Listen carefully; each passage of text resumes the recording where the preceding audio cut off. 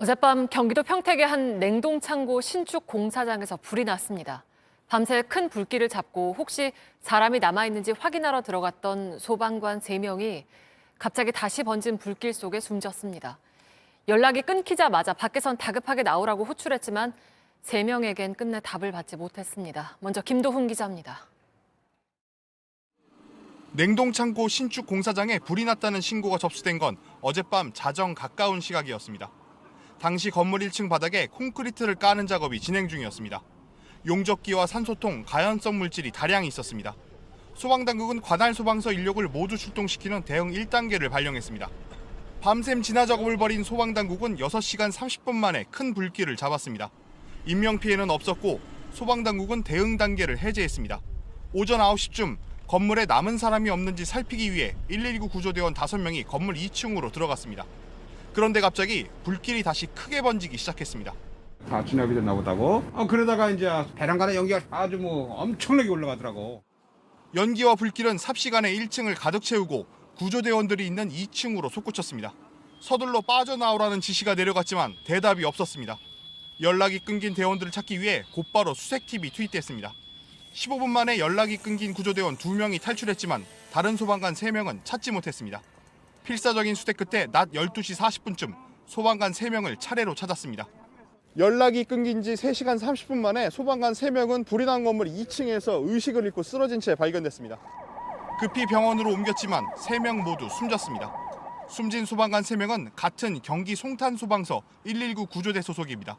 소방당국은 불길과 연기가 순식간에 커지면서 미처 빠져나오지 못하고 고립됐다 사고를 당한 것으로 보고 있습니다. JTBC 김도훈입니다. 이번 사고는 작년 6월 이천 쿠팡 물류센터에서 불이 났을 때와 겹치는 장면들이 많습니다. 큰 불을 잡았다고 보고 수색 작업에 들어간 소방관들이 되살아난 불길에 휘감긴 점이 특히 그렇습니다. 워낙 순식간이었는데요. 이 내용은 임지수 기자입니다. 지난해 6월 쿠팡 물류센터에 불이 난 시각은 오전 5시 30분쯤이었습니다. 진화 작업이 시작된 지 3시간 뒤 큰 불길이 잡혔고 앞서 발령한 경보령은 차례차례 풀렸습니다. 그러면서 인명수색 작업과 잔불 정리를 위해 소방대원들이 투입됐습니다. 그러나 11시 50분쯤 불길이 다시 치솟았고 119 구조대 김동식 구조대장이 빠져나오지 못했습니다. 워낙 짧은 시간에 불이 번졌기 때문인데 당시 소방당국은 창고 안 물건들이 불쏘시개 역할을 했다고 봤습니다.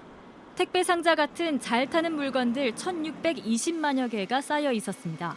그 가연물들이 무너져 내리면서 이게 막 갑자기 또 뒤집히면서 불꽃이 막 올라오고 연기가 막 발생하니까 그 과정에서 그 이제 확산되고 그러니까 이제 오늘 사고 현장에서도 한 번 꺼졌던 불길은 소방관들이 탈출할 시간도 없이 갑작스럽게 커졌습니다. 인명 검색 및 화재 진압을 하다가 순간적으로 화재가 확산돼서 고립된 걸로. 이번에 불쏘시개 역할을 한 건 용접 작업에 쓰는 산소통과 LPG 통들이었습니다. 벽면과 천장 마감재인 우레탄 폼이 유독가스를 뿜어내 시야를 가렸습니다. 쿠팡 물류창고 화재처럼 대원들이 연기 속에서 방향 감각을 잃었을 가능성이 큰 겁니다. 시야가 확보되지 않은 상태에서 그런 조그만 적치물만 있어도 진입하고 들어가는데 상당히 난항을 겪기 때문에 쿠팡 물류창고 화재 불을 완전히 끄는 데는 엿새가 걸렸습니다. 이번에도 완전히 불길을 잡는 데는 시간이 더 걸릴 것으로 보입니다. 오늘 불이 난 신축 창고 현장은 재작년 12월 한 차례 붕괴 사고가 있었습니다. 5층 천장이 무너지면서 현장 작업자 3명이 숨졌는데 안전 조치가 부족했던 것으로 조사됐습니다. 전반적인 안전 관리가 부실했을 가능성이 있는 겁니다. 경찰은 40명 규모 수사팀을 꾸려 사고 원인을 수사하겠다고 밝혔습니다. JTBC 임지수입니다. 숨진 소방관 3명은 같은 소방서 소속 구조대 한 팀이었습니다. 팀을 이끌던 28년차 최고참 베테랑 이형석 소방위, 또 결혼을 석 달 앞둔 예비신랑 박수동 소방교, 들어온 지 8개월 된 막내 조우찬 소방사, 이들의 모습은 이승환 기자가 전해드리겠습니다.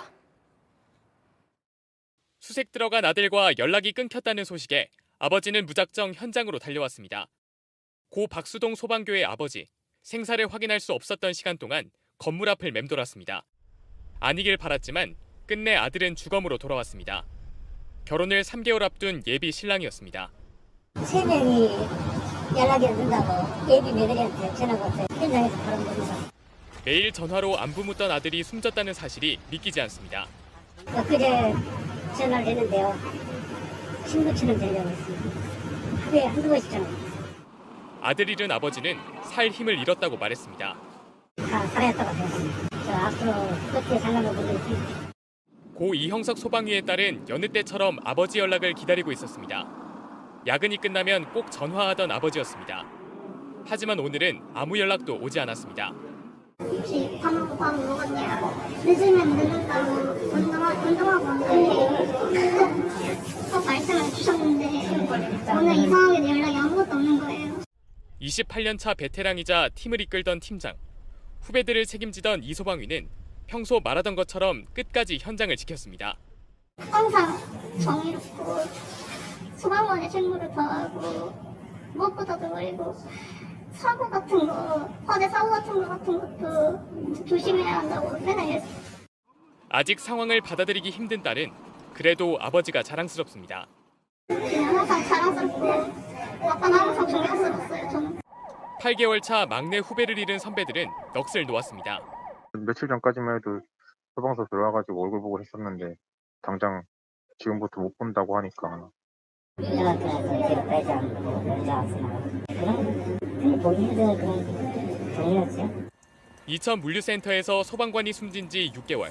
사고 뒤 예방대책 발표는 이어졌지만 현실은 변하지 않았습니다. JTBC 이승환입니다.